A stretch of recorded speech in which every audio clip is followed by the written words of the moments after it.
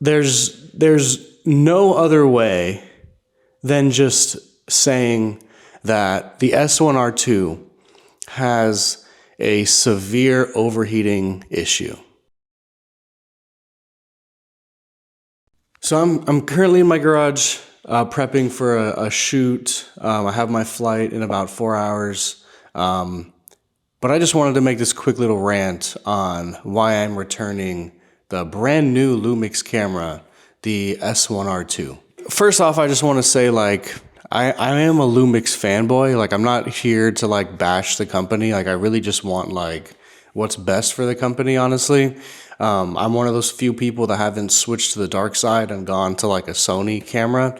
I did though, but I don't use that now. My first Lumix camera was a GH4, and all I really wanted out of that camera was just like the bigger, like a full frame, and better low light capabilities.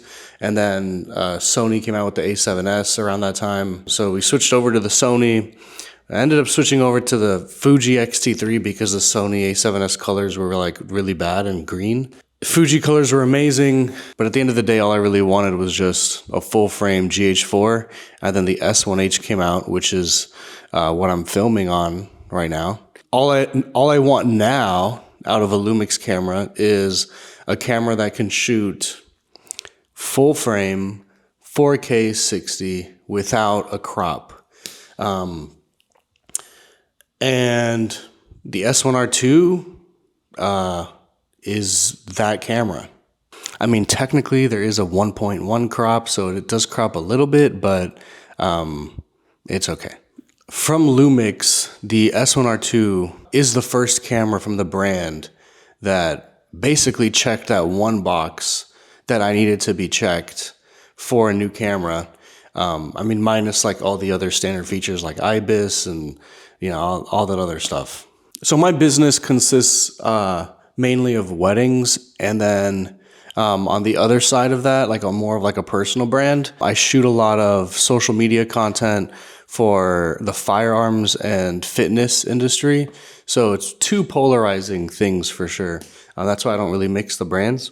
But I'm based out of Miami. You can kind of see where I'm going with this, with the heat and everything. Right now, the S1H is my main camera, and I use an S5 as my B camera. And they both seem to match a little bit. I mean, the S1's kind of older. The S5 is somewhat newer than that, and the colors are slightly a bit off. Like the S5 seems to me to be a bit cooler, and the S1H to be a little bit warmer. But I love the brand, and I love what these cameras do. I love the battery life. So the S1R II came in last week, and like I was so excited. Took everything out of the box. It felt like Christmas morning. I had the cage that came like a week earlier from Small Rig. I had all my batteries laid out. These are the same batteries as the S5. So now I have like 20 of those batteries. I was like, man, like I bought like the CF card, the CF Express cards. I have like 100 SD cards already.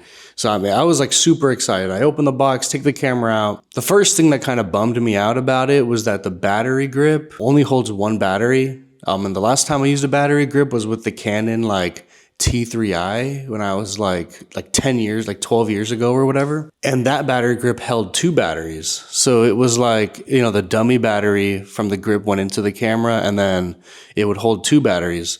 But the S1R II grip only holds one, so I understand that's cool. So you can hot swap, where like while you're still rolling, you can take out the grip, the battery from the grip, replace it, put it back in, and now like yeah, you hot swap batteries and you never turn the camera off while you're recording. That's cool. But like if you rig it out and you have a cage and all this stuff, just to change the internal battery, now you got to unscrew three nuts, like take the cage off, take the grip off, change the internal battery. Yes, you can plug it in and charge it and do all this stuff, but then like that might lead to some type of corrosion if you never take the battery out. Like you can just go on forever and ever and ever. But personally for me, I don't like that. And I was kind of bummed out that it was only one battery in the grip. Yeah, that was my first impression.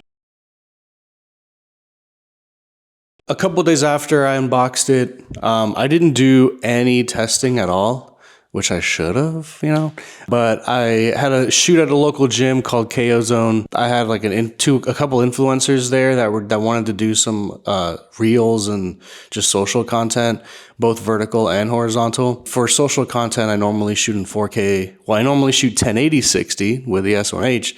So now I was excited to shoot 4K 60. Get there, super excited, mic everybody up. I mean, maybe an hour into the shoot, not an hour into rolling, like an hour of like the camera just being on and intermittently like turning it on and off and just filming like normal content. Yeah, the camera just completely overheated on me, locked me out. I couldn't do anything.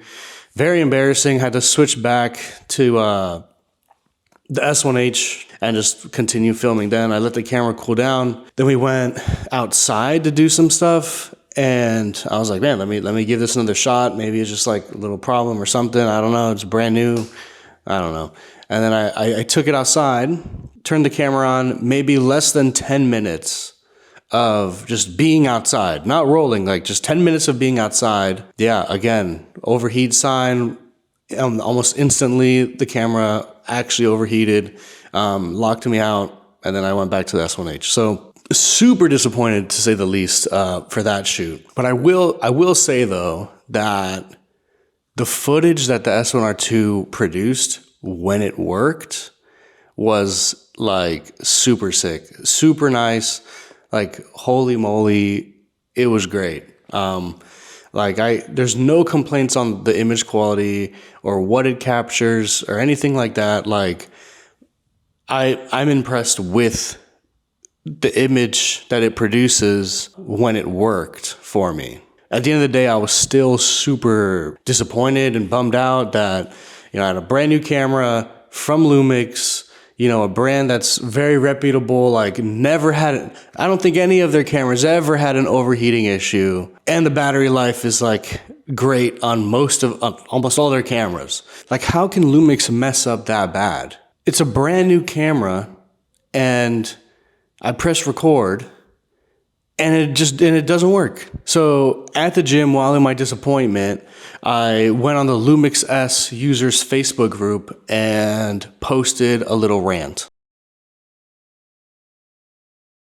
Anytime you post something on Facebook or anywhere on the internet, all the keyboard warriors come to defend a brand that they love, and they know everything. Thanks to those guys that know everything, and they actually did know a lot. They told me a couple settings to change. I already had my fan settings changed to fast, but I did not know there was a internal recording temperature setting, and I ended up changing that to high. So thank you guys for that information. A lot of other people were saying like, oh, just use an external monitor or power it with an external battery or don't record with the CFast card because all those things produce extra heat. I get it, but for me, if I want to put on a show and do and build a kit out like that, I just use my Red. Like I have a Red Gemini that I use for some commercial shoots that are a little bit more higher end. I know the camera's old, but it's still great. And when a client wants the show, I'm able to give them the show. For the S1R II and the smaller cameras, I'm more run and gun, and I want to produce the best image in the most efficient way possible. And building out a rig and doing all that stuff for me is not my style of shooting. Even shooting on a CF Express and the SD card to dual record with the S1R II. My friend's dog literally ate his SD card. Like I cannot make this up. So what I do is I have in the S1H and the S5, I have a 1 terabyte SD card that I keep inside the card that I consider internal storage, and I never take that out. I just swap the SD card in slot 1 as like the main card, and then I know that the camera has a 1 terabyte internal storage just in case a dog eats my SD card. So for me, dual recording is the only option. Oh, okay, yeah, I just record to an SSD. I get it, but I just don't want to do that. I shouldn't have to go out of my way to buy all these things for the camera to work. Another option that someone was giving me was to power the battery with an external battery. For sure. Great idea. So what I decided to do for my next shoot was just take out the internal battery and run a battery in the grip. So now there's no heat coming inside the actual camera from the internal battery. With that battery out, I wanted to do some testing for myself. I had a day before my next shoot. So I said, hey, I'm just gonna do my own little tests, not anything crazy, not with an external monitor, take the monitor off, put a battery in, take the battery out, like record with an SSD, do this and do 5,000 things that no one wants to read. I just wanted to do my own personal little test in my house and in my backyard. And these are my results. One, I wanted to see how long I can record in 4K 60 frames per second. And two, I wanted to see how long I can record in 4K 60 frames per second outside. But why are you recording long form in 60 frames per second? Let me explain. When I shoot weddings, most of the wedding day, I want to say 95%, I don't know, like almost the entire wedding day, other than the formalities, I shoot, formalities, the long form stuff, I shoot in right now 1080 60 frames per second. I don't want to do the 4K 60 on this one because I don't like the crop. I wanted to do my test as if I was taking this to a wedding and just shooting the whole day on 4K 60. In regards to the social media content, I'm basically going to roll the whole day on that in 4K 60 unless we're setting up for a long form style content. But there are some times where clients go off script and they just want to continue talking. You know, being able to record for a few minutes is great. And one of my clients is also a firearms influencer. And when we're out on the range, you know, he does some drills and all these things, and the drills last a few minutes, but there are parts that we do slow down, like we cut for social and like cut for reels. So being able to slow that stuff down is super important. So I'm shooting the whole thing in 4K 60. But yes, there are times where like a wedding ceremony or for social when I'm doing like podcast setups or just or YouTube style setups, like even this video, like I'm not shooting this in 60 frames per second, you know? I'm not just out here filming everything in 4K 60, like I do understand, you know? But there are times where I film long form stuff and that's at 24 frames per second. So for the first test, I took the battery out of the internal battery out of the camera and only running it with the grip, the battery in the grip, changed the thermal setting to the internal recording temperature setting to high, and then the fan setting to fast. My assumption was that the camera was just going to die before any overheating signs showed up. And for the first test, I was indoors in my house and I have the AC set to 70 degrees. I pressed record and I just walked around with the camera for a little bit, put the camera down on the table, and then just started doing some emails. I have it here. 23 minutes into that shot, the overheat warning started showing up at the bottom corner. I thought the battery was going to die. 29 minutes into it, the low battery started flashing. So I'm like, okay, this is good. Maybe the thermal setting fixed it and it's just not going to overheat. 32 minutes into that shot, camera overheated and locked me out. So, but I will say that the file saved. The file did save. So the second test was essentially the exact same thing, but outside. I let the camera cool down. I mean, I don't know if I let it cool down like 100%. I mean, I don't have like a thermal gun and I'm testing it, you know, but it was within like an hour. So I switched the batteries, went outside in Miami. I believe like that was like 2 days ago. We're having a cold front. The cold front means 75. So it's about 70 to 75 degrees outside. And yeah, I pressed record and just to make sure I get my numbers right. 3 whole minutes of recording until the overheat warning came on. I looked at my wife and I'm like, this is ridiculous. Like there's no way that I can take this anywhere. 2 more minutes later, 5 minutes into the shot, overheated, locked me out. There's no other way than just saying that the S1R II has a severe overheating issue. The camera, for me, cannot record for more than 5 minutes outside. I understand I can change my settings. I understand I can build the camera out. But for the way I want to use it, it cannot film for more than 5 minutes outside. So the camera is going to sit back there until B&H responds to my return request. I don't have the box, so I was very confident in the purchase, so I didn't keep the box. But hopefully they say yes. But they're in Passover right now, so they're closed for like a week. So we'll see what happens. But back to it. So Panasonic is $1 billion company, and you're telling me that no one, I mean, I know Lumix is a smaller brand, I get it. But so no one at the company was like, hey, let's take this camera outside. And instead of filming at 8K or 6K, let's just film at 4K 60 and see how long we can record for.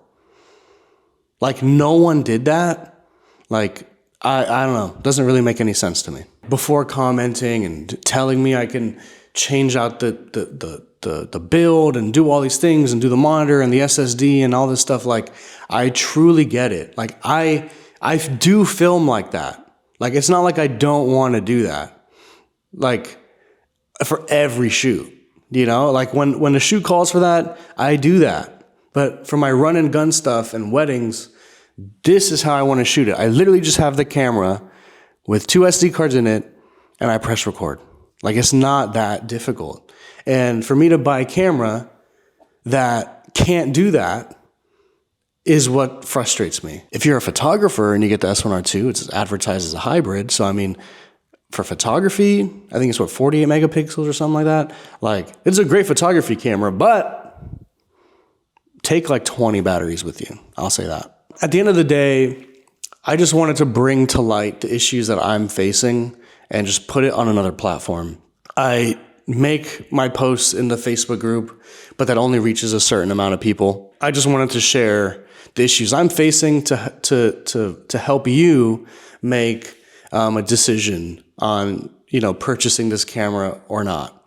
And if you have the camera and you are facing these issues, then I'm making this to tell you you're not alone, I guess. Ultimately, now my plan is to hold off until Lumix does make a video-focused camera. Lower megapixel video-focused camera that has 4K 60, full frame, without a crop, and now no overheating. So that's what I'm waiting for. I can't wait to read all these comments if anybody even watches this video. But thanks for watching, and yeah, on to the next Lumix camera.